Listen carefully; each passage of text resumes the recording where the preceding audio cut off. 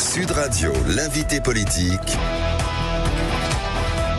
Benjamin Glaise. 8h30 Sud Radio, parlons vrai avec mon invité politique ce matin, Philippe Brun, député PS de l'Eure, fondateur de l'Union populaire et membre de la commission des finances. Philippe Brun, bonjour. Bonjour Benjamin Glaise. Et merci d'être avec nous ce matin. Nous y sommes donc. François Bayrou présentera cet après-midi ses mesures pour faire 40 milliards d'euros d'économies dans le budget 2026. Le texte sera soumis au Parlement à l'automne. Pas de censure automatique de la part du PS. Philippe Brun, il est encore possible que vous ne la votiez pas? En tout cas, il faut un budget pour la France. Et il y a un moment ou un autre où il faudra de toute façon qu'on trouve un accord, ce qu'on a réussi à faire l'année dernière. Il faut bien donner un budget à la France. Alors on verra bien si au mois d'octobre les discussions seront suffisamment abouties pour que nous puissions trouver un accord sur le budget. En tout cas, il va falloir que le Premier ministre corrige sa copie compte tenu de ce qui a été annoncé jusqu'ici. D'abord, je tiens à le dire, 40 milliards, nous estimons que c'est un effort qui est trop important et qui va casser la croissance, casser l'économie à un moment où on a une consommation qui est très faible. Je parlais avec des directeurs de supermarchés, on a un phénomène de déconsommation. Les chiffres d'affaires des supermarchés est flat, les gens consomment beaucoup moins. Notre niveau de pauvreté augmente fortement, c'est l'étude de l'INSEE qui est sortie la semaine dernière. Plus haut depuis 30 Donc ans. nous pensons que l'effort est trop important sur une année, 40 milliards, qu'il faut l'étaler sur plusieurs années et surtout il doit être équitablement réparti. Il ne faut pas que ce soit toujours les mêmes qui payent. Justement, sous quelles conditions vous pourriez, alors si ce n'est voter le budget, en tout cas ne pas censurer le gouvernement, ça passe forcément par la création d'une taxe sur les plus grandes fortunes, les plus gros patrimoines? En tout cas, ce qui serait inacceptable, c'est que d'un côté, on ponctionne les petits retraités, on impose aux salariés des réductions de remboursement de leurs médicaments, des franchises médicales, qu'on augmente un certain nombre de taxes, par exemple, sur la vie quotidienne, et que dans le même temps, les plus riches, les plus hauts revenus, les plus hauts patrimoines soient totalement exemptés d'efforts. Ce que nous proposons, effectivement, c'est la taxe dite Zuckman, alors qu'on peut aménager dans ses modalités. Qui prévoit un taux d'imposition minimum pour les très grandes fortunes. Au patrimoine, oui. Et qui vise à éviter effectivement les mécanismes d'optimisation. Je la fais simple pour ceux qui nous écoutent. Oui. Vous mettez tous vos biens, y compris personnels, dans une holding et ça vous permet de ne pas payer d'impôts. Vous mettez votre voiture, vous mettez votre appartement, vous mettez votre yacht si vous en avez un, vous mettez votre hélicoptère et vous pouvez même le transmettre à vos enfants sans payer d'impôts. Donc tout ça, c'est pas normal.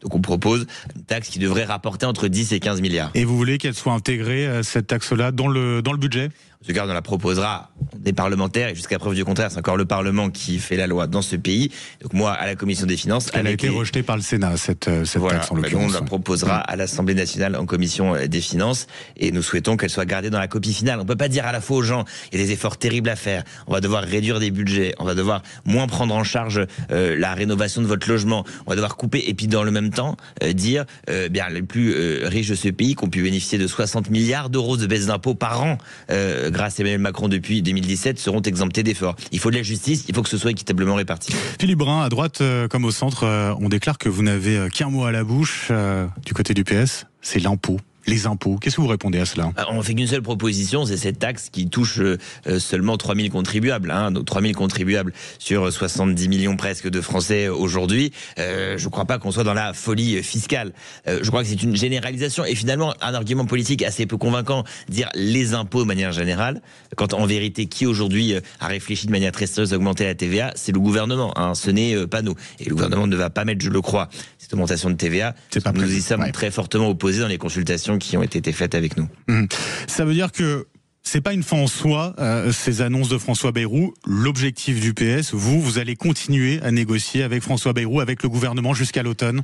Écoutez, en tout cas, c'est notre devoir de le faire, parce que la France doit avoir un budget. On ne peut pas fonctionner sans budget. On a vu l'année dernière à quel point c'était très difficile au moment de la loi spéciale. Gel des investissements, gel des subventions, des établissements publics au bord de la faillite, des associations au bord de la faillite aussi. Donc, on sait qu'on a une date limite, c'est mars-avril, où il faut qu'on trouve un accord pour que le pays puisse tourner et puis pour donner aussi de la confiance aux acteurs économiques, aux ménages qui savent pas s'ils peuvent investir ou pas, quel sera le montant de remboursement de leur rénovation énergétique, quels seront les taux d'intérêt. Bref, il faut qu'on arrive à trouver un accord. Alors maintenant, est-ce que cet accord, on peut le trouver avec François Bayrou ?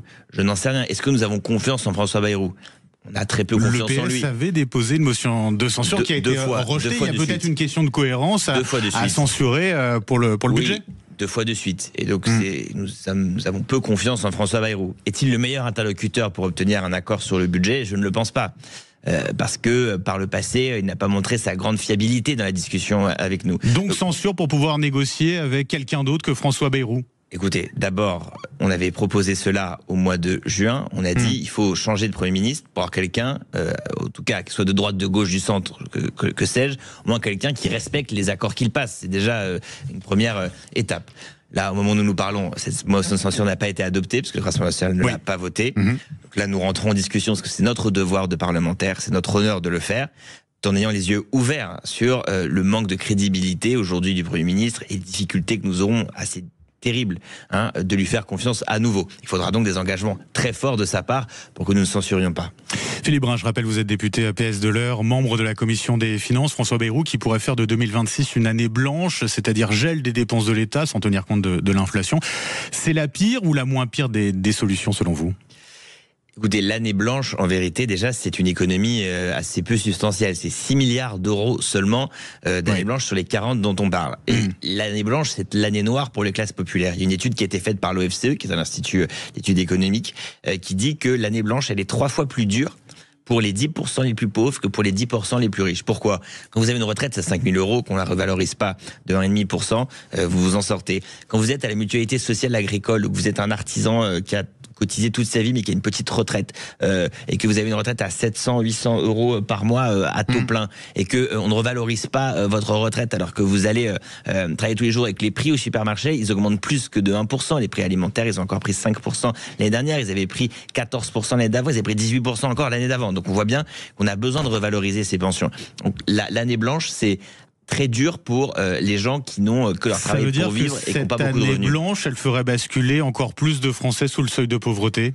Oui, donc il faut, s'il y a une année blanche, nous ne sommes pas totalement défavorables, elle doit avoir un seuil, c'est-à-dire qu'il n'y a pas d'année blanche pour les gens qui ont une retraite en dessous de 2000 euros, ça me paraît évident, et même on peut même mettre un peu plus haut le plafond, parce que c'est injuste. Vous avez travaillé toute votre vie, et le contrat quand même quand vous cotisez, c'est que votre retraite soit indexée sur l'inflation. Gel du barème de l'impôt sur le revenu, gel des minima sociaux, ça aussi c'est non pour vous ? C'est non, on va pas dire aux gens, une famille monoparentale, une mère seule avec 2 enfants, on va pas lui geler son APL ou ses prestations, son allocation de soutien familial. C'est pas juste. Quand on voit aujourd'hui que le coût de la rentrée scolaire augmente encore, c'est pas possible de le faire. Donc encore une fois, oui pour discuter d'économie, mais il faut qu'elle soit équitablement répartie. Et là, on a une ligne rouge puisque c'est un petit peu la question qui est sous-jacente de votre interview. Nous, la ligne rouge, c'est les classes populaires, les classes moyennes. Voilà, tout ce qui tape les classes populaires et les classes moyennes, nous y serons défavorables. C'est non pour vous. Et donc ce sera non pour nous. À l'inverse, est-ce qu'il faut mettre à contribution les retraités les plus aisés à partir de quel montant, quel niveau ? Écoutez, nous sommes en tout cas favorables à ce qu'on réfléchisse à une désindexation pour les retraités aisés. Je le dis, quand vous êtes C'est quoi un retraité aisé ? Quand vous avez une retraite à 5 000 euros, je pense que vous allez vous en remettre si une année on n'augmente pas votre retraite d'1%, ça va bien se passer. Maintenant, soyons clairs, les désindexations, c'est de la politique de gribouille. Ça règle pas les problèmes financiers de la France. Non, ce serait simple, il suffirait juste de tout désindexer et d'attendre au soleil en attendant que le problème des finances publiques se résolve. Donc non. C'est de la paresse intellectuelle, comme le disait François-Xavier Bellamy, LR. Bien sûr, c'est de la paresse. C'est parce qu'en vérité, il n'y a aucune économie sérieuse qui n'a été documentée jusqu'ici. Il n'y a eu aucune association d'ailleurs des parlementaires, parce que nous on a des idées, la commission des finances ne nous a pas associés pour retrouver ces économies. Et puis surtout les économies. Ça a été une erreur de François Bayrou ? Oui, je crois, parce que il y a eu des discussions qui ont permis d'avoir un accord sur le budget, où nous avons été ultra responsables pour 2 ou pour 3 au Parti Socialiste pour essayer de débloquer la situation. Il aurait dû ensuite dire, écoutez, maintenant on a 6 mois pour préparer le prochain budget, associons l'ensemble des forces politiques, faisons des dialogues de Bercy XXL, où on construit ensemble le prochain budget, avec toutes les forces politiques ensemble, et il y a un certain nombre de sujets qu'on peut porter. C'est pas ce qui a été fait. Là, il a sorti des tiroirs de Bercy un certain nombre de propositions. On verra ce qui sera annoncé à 17h cet après-midi. Mais en tout cas, ce qui est clair, c'est qu'il faut avoir des économies sur plusieurs années. C'est-à-dire que les économies qui vraiment permettent de baisser la dépense, vraiment de réduire le déficit, il faut les programmer sur plusieurs années. Exemple, vous supprimez une agence. Ça va pas vous amener des économies tout de suite, ça va prendre plusieurs années. Donc tout ça, il faut qu'on arrive à discuter. Un grand nombre d'agences de l'État qui pourraient être supprimées. Et même chose sur le sujet fiscal. C'est pas possible de dire que quoi qu'il arrive, quoi qu'il en coûte, il y aura aucune mise à contribution des revenus du capital, des gens qui mise à contribution des entreprises. On parle notamment d'un coup de rabot sur les allègements de charges sur les entreprises. Vous y êtes favorable ? Alors nous ne proposons pas une hausse générale de la fiscalité des entreprises parce que encore une fois, dans un moment où la croissance est faible, on est à 0,6 ou 0,5 au lieu de 1,1. Donc ça veut dire que par rapport à l'objectif du gouvernement, la croissance, elle est à la moitié de ce que le gouvernement avait dit. Donc on a un problème économique, on a une petite hausse du chômage, on a un problème de demande. Donc on dit qu'il faut regarder, avoir la main qui tremble quand même sur ces sujets. Qu'est-ce qu'on peut faire? D'abord, on dit qu'il faut regarder les aides aux entreprises de manière générale. Il y a un rapport du Sénat. 211 milliards ça c'est quand on additionne absolument tout. Mais il y a quand même un sujet sur la situation à laquelle on est aujourd'hui. On a un niveau de fiscalité des entreprises qui est plutôt élevé. Et en même temps, on distribue, et pas à toutes les entreprises, aux plus grandes d'entre elles. Lors du dernier budget, on avait proposé, nous, une baisse d'impôts pour les PME, pour qu'ils puissent bénéficier d'un taux d'IS réduit dans des proportions plus importantes qu'aujourd'hui, parce qu'il y a toujours une inégalité très forte. Alors ça s'est réduit, mais les PME payent toujours plus d'impôts sur les sociétés rapportés à leurs bénéfices que les grandes entreprises, ce qui est un problème quand même avec ces mécanismes d'exonération. Donc il faut regarder. Sur nous on propose depuis longtemps, c'est votre question, sur les exonérations de cotisations sociales, sur les salaires qui sont élevés à plus de 2,5 SMIC. Bon, il y a un premier pas qui avait été fait l'année dernière. On peut continuer cette année. C'est un rapport qui avait été rendu par mon collègue Jérôme Guedj et Marc Ferracci, qui est aujourd'hui au gouvernement, et qui disait qu'en fait, on arrosait du sable avec de l'eau. C'est-à-dire que ces exonérations de cotisation à plus de 2,5 SMIC, ça créait pas d'emploi en vérité, c'était juste une aubaine pour les entreprises. Donc il faut qu'on regarde ça de manière très précise. Le gouvernement qui envisagerait de supprimer un jour férié, d'en faire un jour de plus travaillé, mais non rémunéré, ça existe déjà pour cette journée de solidarité pour les personnes âgées handicapées. Vous êtes favorable ou pas à la suppression d'un nouveau jour férié? Là aussi, c'est de la gribouille. Donc, vous faites l'année blanche, ça fait 6 milliards. Vous enlevez un jour férié, c'est 3 milliards par jour férié. Bon. Mais là aussi. C'est pas anodin. Est-ce qu'on peut accepter que dans un pays démocratique, on travaille gratuitement plusieurs jours par an, pour financer la sécurité sociale? Il y a déjà une journée de solidarité, on va pas en faire 10 non plus. Et puis les jours fériés, je rappelle quand même, parler avec les hôteliers restaurateurs, parler avec les campings, parler avec le secteur du tourisme. Si la France est un grand pays touristique, plus de 10% de son PIB, c'est parce que on a aussi effectivement ces week-ends qui sont des moments de divertissement, de loisirs, et qui permettent de créer de la consommation et bien sûr de l'emploi derrière.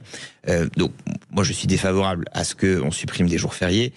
C'est pas ça la solution aujourd'hui. Aujourd'hui on a un problème de taux d'emploi, mais pas de l'ensemble de la population. De taux d'emploi chez les très jeunes. Les seniors, chez les seniors surtout. Donc si on a aujourd'hui un sujet à faire, plutôt que de supprimer des jours fériés, c'est avoir un grand accord professionnel. Il y en a un qu'on vient de ratifier, mais qui permette de régler cette histoire de travail des seniors. Moi je vois dans ma permanence à Louviers dans l'Eure, les gens viennent me voir, des seniors à 55 ans. Ils sont à 10 ans de la retraite en vérité, et qui ne trouvent pas de travail, et qu'on n'accepte pas dans les entreprises. Donc là il y a un travail énorme à faire, et là on est prêt à se mettre autour de la table pour trouver des solutions sur le chômage des seniors. Philippe Brun, est-ce qu'il faut réduire le nombre de fonctionnaires en France? Ça dépend ce que ça veut dire. Est-ce qu'il faut réduire le nombre de profs? Plus 23% en 25 ans. Est-ce qu'il faut réduire le nombre de profs? La réponse est non. On a des classes surchargées à 30 et des non-remplacements terribles. Est-ce qu'il faut réduire le nombre de policiers? Je crois que la situation de sécurité dans notre pays ne le justifie pas. Est-ce qu'il faut réduire le nombre de militaires? On est tous d'accord pour dire, on en parlera peut-être tout à l'heure, qu'on a besoin de se renforcer compte tenu des menaces qui pèsent aujourd'hui sur le pays. Est-ce qu'il faut réduire le nombre d'infirmières et le nombre de lits dans les hôpitaux? Je ne le crois pas non plus.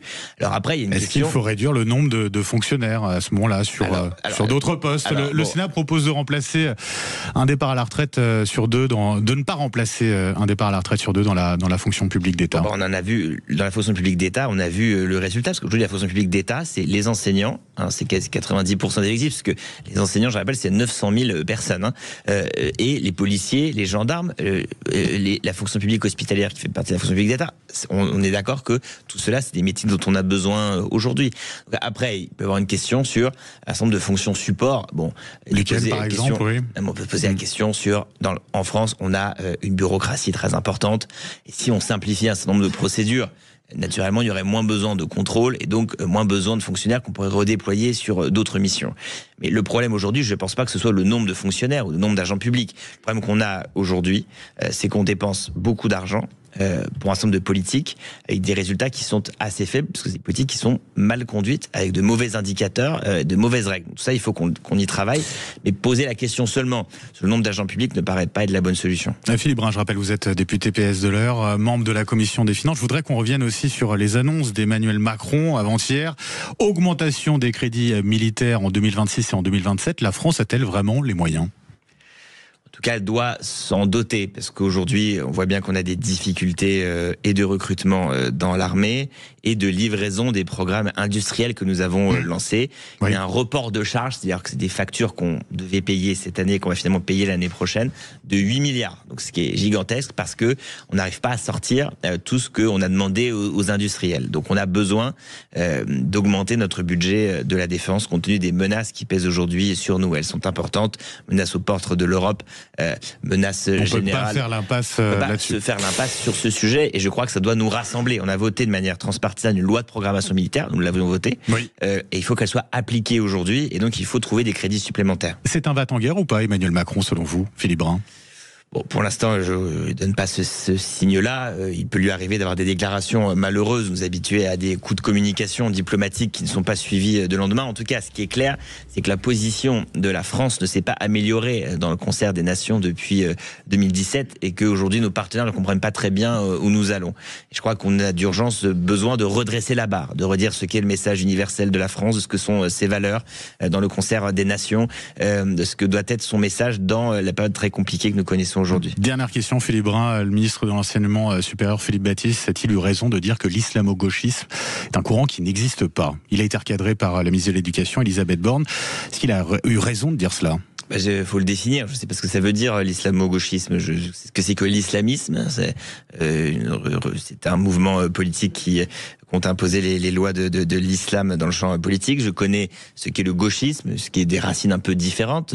Gauchisme, c'est un mot inventé par Lénine pour définir tous ceux qui n'étaient pas léninistes. Qu'est-ce que l'islamo-gauchisme? Je ne vois pas très bien ce que ça veut dire. Ça n'a pas de réalité pour vous aujourd'hui en France. Qu'est-ce que ça veut dire? Je veux dire, c'est comme si je disais l'islamo-droitisme ou l'islamo-sarkozisme. On dirait, mais qu'est-ce que ça veut dire? Bon, ça n'a pas trop de sens. Il faut qu'on m'explique de qui on parle. Donc Elisabeth Borne a eu tort, en l'occurrence, de dire que l'islamo-gauchisme existait aujourd'hui en France.